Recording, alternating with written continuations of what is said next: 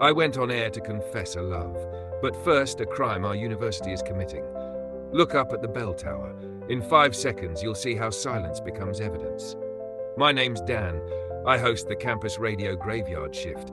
And yeah, tonight I'm turning the truth up louder than the music. She stepped into the basement doorway without a pass and asked, "Do you know how to listen?" I wanted to joke that it's literally my job, but the words stuck. A tiny digital recorder lay on her palm, and chalk dust smudged her sleeve like she'd just been scrawling formulas on the tower rail. "I'm Lara," she said, "or Bell Tower if we're talking business." I used to think anonymity smelled like fear. Turns out it smells like freedom. Lara slid a coffee card across the table, arrows and hashes sketched on the back. "The university rolled out smart ID passes," she said. "They track where we walk, how long we sit in class, who we grab coffee with, and it's not attendance analytics, it's product. They sell it." I gave the kind of laugh people give when they're scared. "If that's true, why isn't anyone screaming?" she shrugged. "Because there's nowhere to scream. Radio's under renovation until homecoming. The paper needs headline approval from the folks it's exposing. That leaves the scoreboard in the gym. It loves numbers. We'll feed it the right ones." At night, we climbed the tower roof. The wind tapped the bell like a tech checking levels before a show. Lara warmed her fingers on my mug. "Don't fall in love with pseudonyms," she said. "Fall in love with action." I nodded, even though my heart had already chosen both. "If you don't back out," she added, "we swap the feed mid-game, and instead of fouls and threes, they'll see transaction chains. No names, but a map of matches." In the morning, our CIO, Kurt Velishvili, smiled the way people smile when they've got keys to every door. "Radio hero," he said, hand heavy on my shoulder. "Less drama. Our team's already first in the conference." I told him drama is when you're a line item in someone else's budget. He blinked and walked off, and I felt cold in a hallway stuffed with bodies. We sketched the plan on a cafeteria napkin. Assistant coach Pasha hates the CIO's optimizations. Pasha has the key to the control room. The scoreboard pulls from a local server, which means there's a window. "I'll check signal levels from the rack. You'll inject the payload. 2 minutes in the room, tops." She outlined the payload like a surgeon.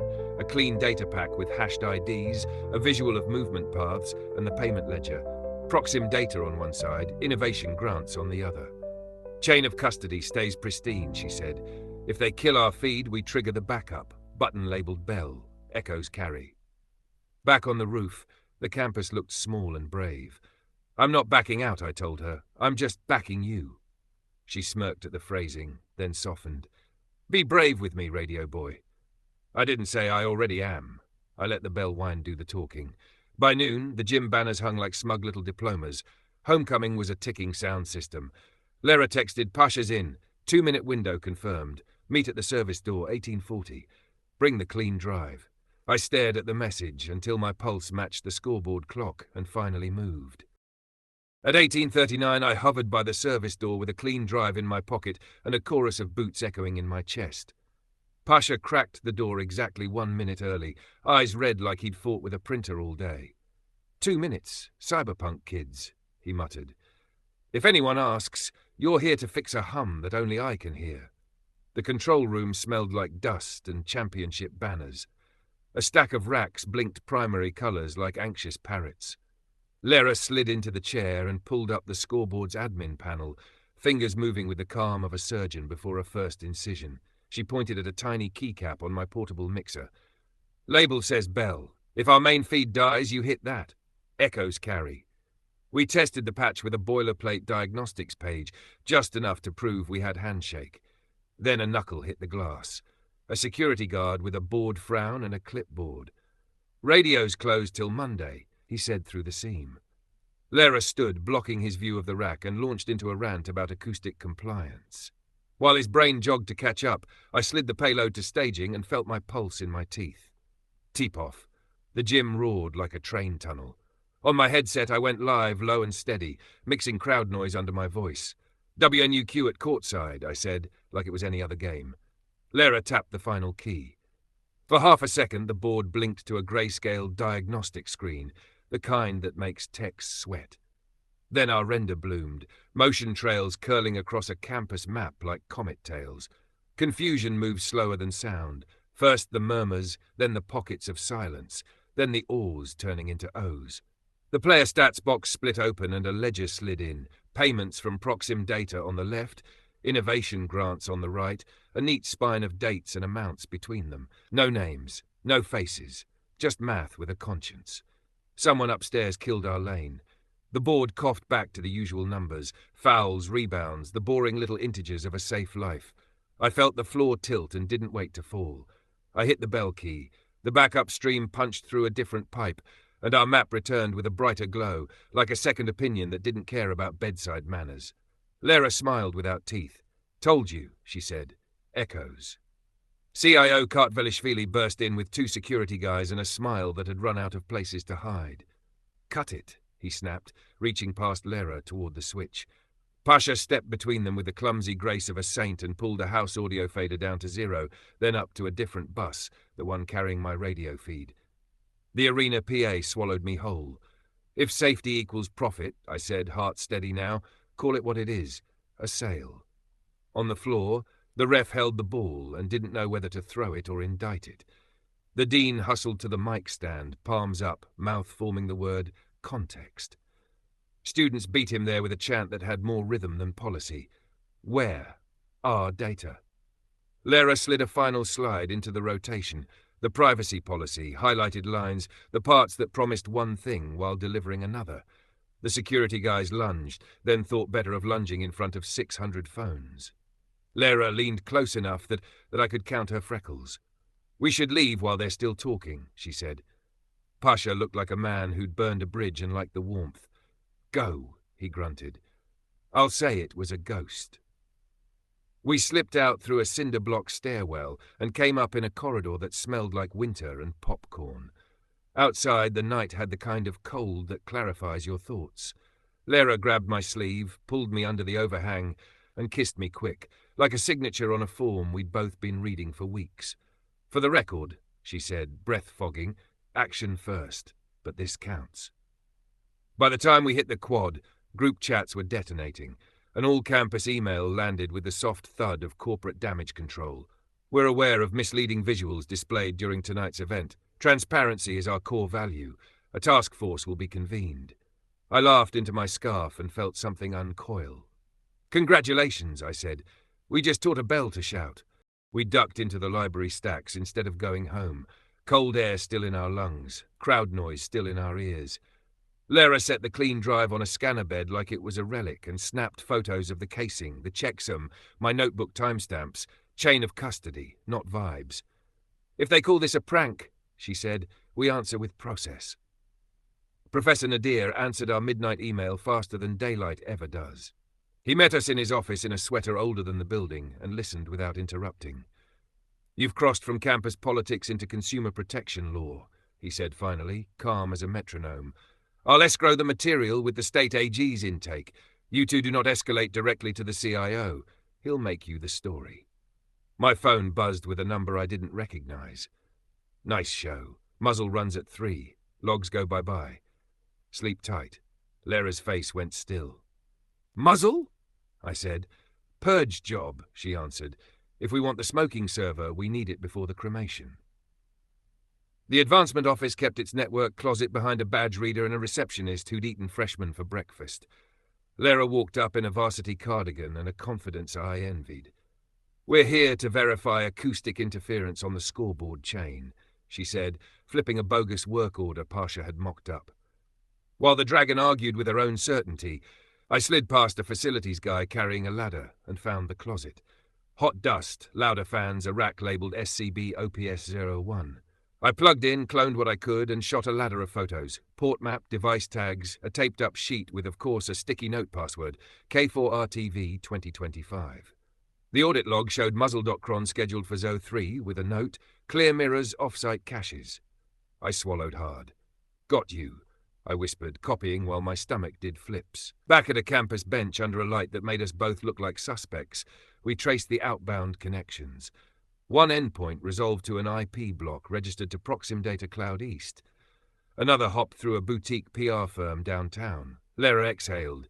"So the innovation grant people also host the stash. Neat little circle." I took screenshots like a tourist on a last day. An hour later, Dima Sivarov found us, hood up, eyes raw from practice or truth. "You two did that?" he asked, voice scraping. "Our team's been wearing trackers. Coach said it was for training loads. My girlfriend got an ad offering late-night study snacks within 10 minutes of me leaving the gym last week."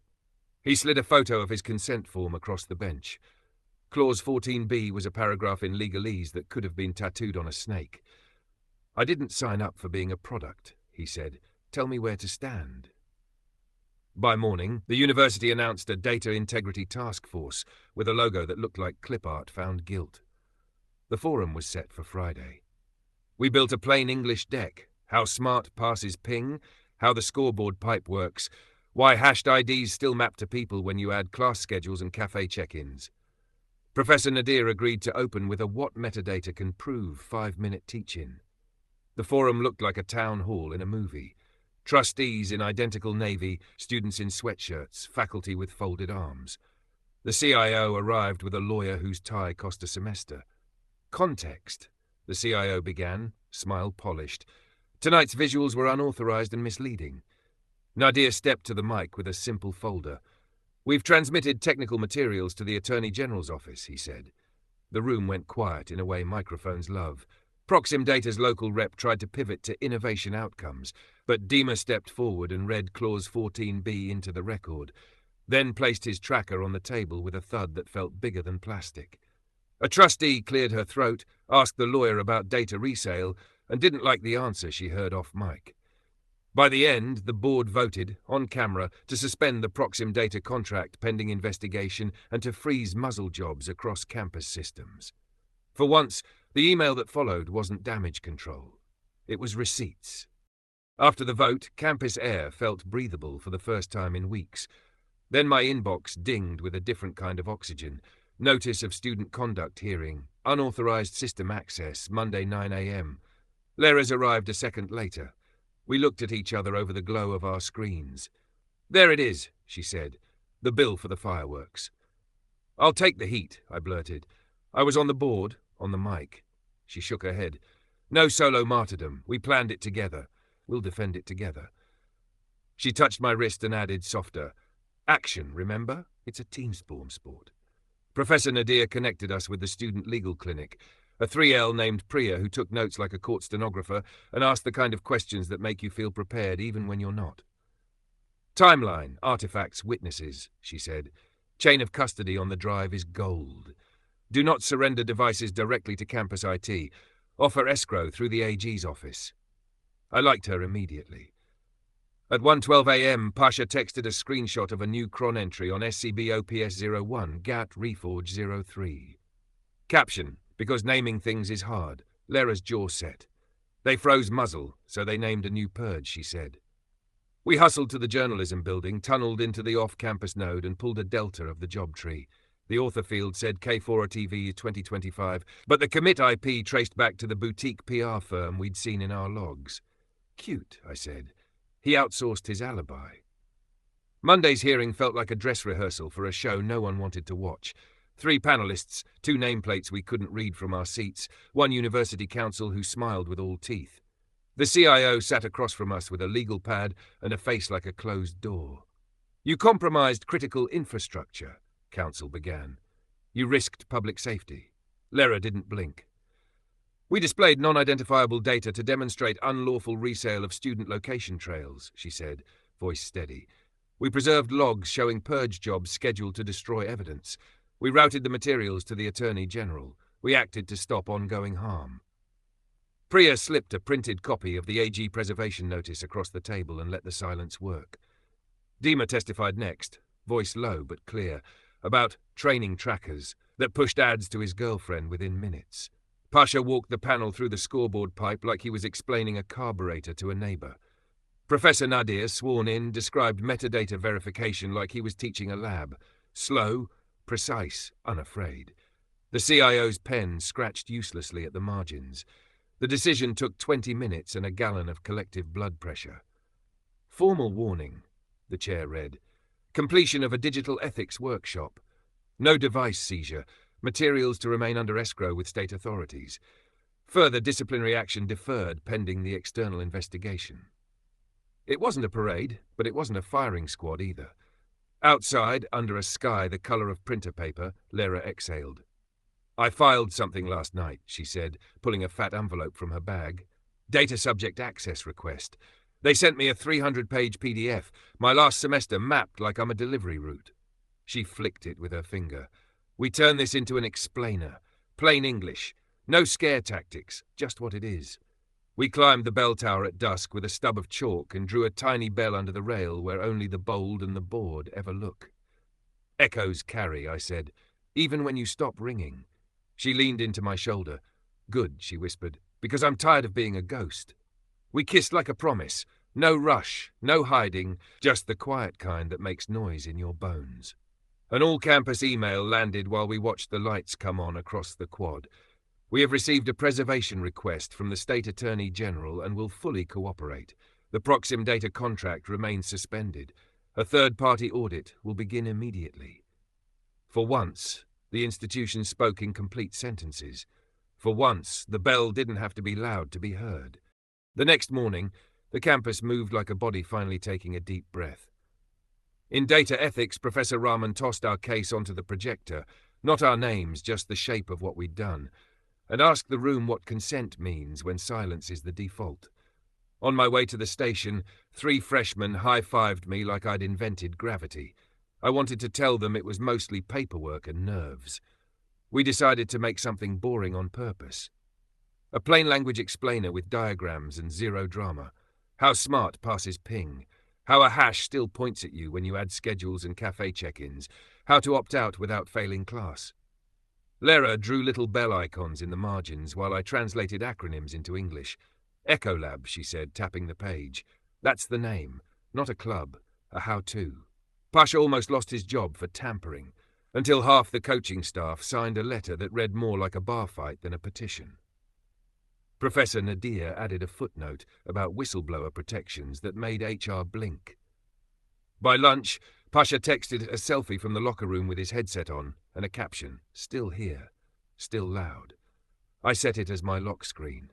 An email from the AG's office arrived with the kind of punctuation that makes lawyers smile. Preservation orders served, Proxim Data's local node under review, and the CIO placed on administrative leave pending cooperation. It wasn't victory music, but it was the drumline. A trustee announced a special session on donor transparency. The group chat called it the unmasking. That night we climbed the tower again with a cheap mic and recorded a PSA for freshman orientation. No scare tactics, just, your data is a story. You should get to write it. I added a music bed so soft it felt like a promise. When we were done, Lara tucked her chin into my shoulder and muttered, "Look at us, voluntarily making homework." Dima found us outside the gym, a bag of ice taped to his ankle and a grin he couldn't hide. "We won by 12, he said, then got serious. "Thanks for the what to check before you wear a tracker list. Coach actually read it. He offered us a halftime segment on the team's podcast, Tech Myths Plain Speech. "Only if you let us roast your shot chart," I said. He laughed. "Deal." A DM popped up from a burner account with a name that tried too hard, Archivist. Bell tower rang, but the vault runs deep. Basement archives. Concrete room, no cameras. Ask for the old map drawer. Lara read it twice, then shook her head. "We're not the Avengers," she said. "Forward to Nadir, let the AGs earn their coffee." I pressed send and felt good about the quiet kind of bravery. "I'm still scared," I told her later, "the way you admit you're cold and mean it. Every time my phone buzzes, I think it's the other shoe." She threaded our fingers and squeezed. "Action isn't the opposite of fear," she said. "It's the shape you pour fear into." I kissed her like a yes. The bell clanged once in the wind and then settled as if it agreed. Spring arrived in the colour of new notebooks. The university flipped the default on smart passes to opt in, no penalties. Scoreboard software went through a third-party audit with results written so plainly even trustees could read them. Echo Hour launched on WNUQ with a jingle my roommate wrote on a toy keyboard. Our inbox filled with questions, not panic. That felt like progress. Commencement came fast, as it does. We walked past the tower in gowns that didn't quite fit and shoes that did. The little chalk bell we'd drawn under the rail months ago had blurred but not vanished. We left it there on purpose, for the bold and the bored, and the ones who hear a hum where others hear silence. On my last night on air, I said, this was Dan and Lara for Ecolab. Keep your receipts, keep your joy, let the bell ring when it needs to. She pulled me close, and the campus lights blinked like a promise we'd already started keeping.